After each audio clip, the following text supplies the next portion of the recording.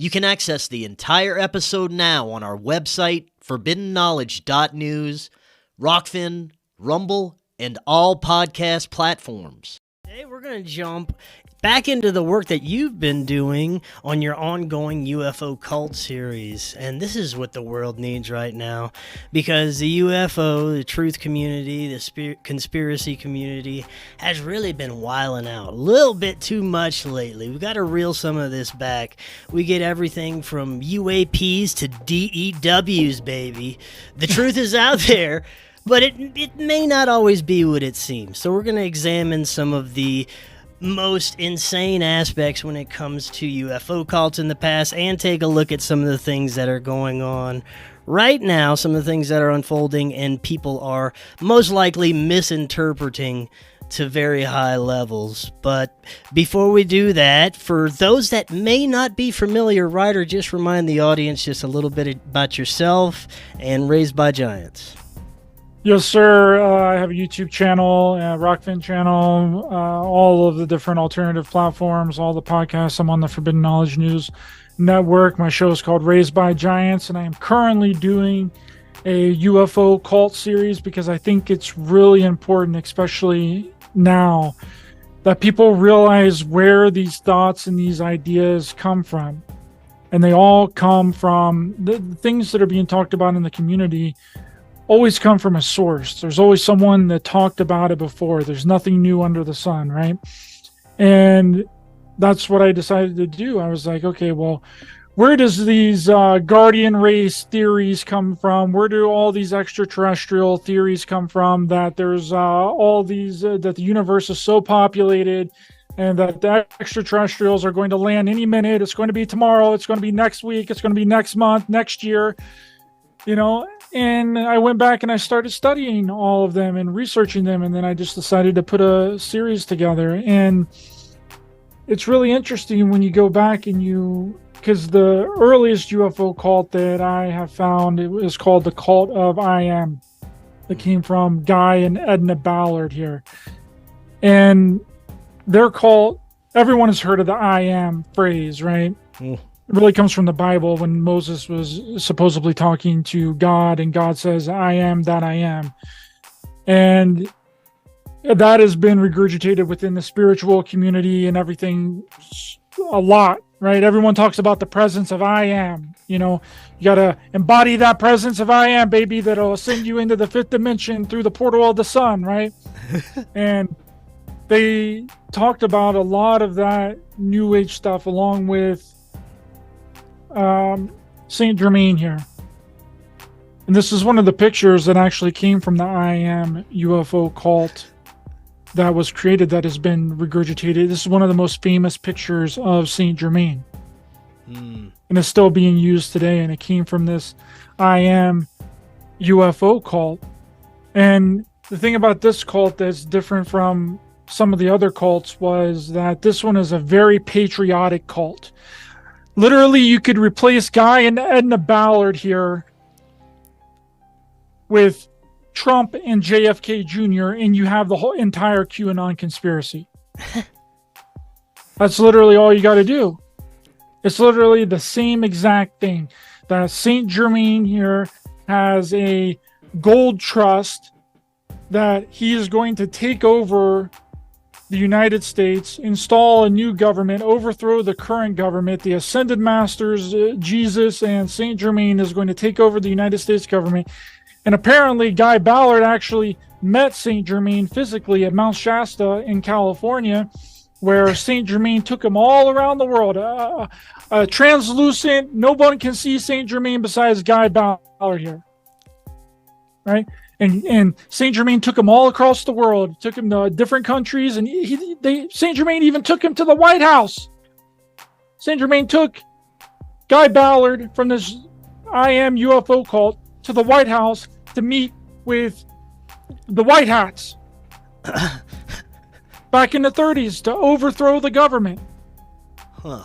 And install and take out the banking cartels and eliminate all the poverty and shepherd us into this new golden age of humanity. This stuff was being talked about back in the 30s with this cult Diane called Guy and Edna Ballard here. And then you fast forward a little bit. Also, Saint Germain apparently gave Guy Ballard 70 years worth of visions as well, right? And he also claimed to be reincarnated George Washington, as well as you do when you're a part of a cult. Every one of these cults has to be some important historical figure. A lot of them claim Jesus and Buddha and Moses and Akhenaten, like the Order of the Solar Temple cult in Geneva, Switzerland. Now, some of these earlier cults were more of a spiritual basis that eventually evolved into the off-planet space adventure type theories, right? Well, a lot of them start out as like physical things, like the Heaven's Gate cult here with Marshall Applewhite. I love that dude. Right? Started in 1974. But the thing about the Heaven's Gate cult, see, a lot of it starts out physical, right? That physical extraterrestrials are surrounding the planet and they're going to come down on land and ascend us up into the fifth dimension, into the new extraterrestrial. We're going to be somehow transformed into a physical human, into a extraterrestrial on the next evolutionary level above human. Several of the cults talk about that as a physical thing, that they're physical extraterrestrials, that they're physical UFOs, and they're going to come down physically and rapture us up because some sort of doomsday thing is happening. Like with the Seekers cult in 1953, talked about how that the United States was getting ready to be destroyed by a disaster. A natural disaster was getting ready to happen, which was going to be an earthquake followed by a tsunami that was going to happen in 1954, in December 21st of 1954. This was supposed to happen, right? And then that date came and went, and then they pushed it back to December 24th, 1954. Then that date didn't happen. And then there was this guy, a psychologist that infiltrated into the cult called Leon Fetzinger, that actually created the term cognitive dissonance. Really? The dude created the term cognitive dissonance by studying this UFO seekers cult. That's where the term comes from. No shit. Which is really interesting when you think about it now, how people are throwing around the term cognitive dissonance for the people that aren't a part of this community or aren't a part of it, that they think are like NPCs and have absolutely no idea what is going on. But it actually started within a UFO cult.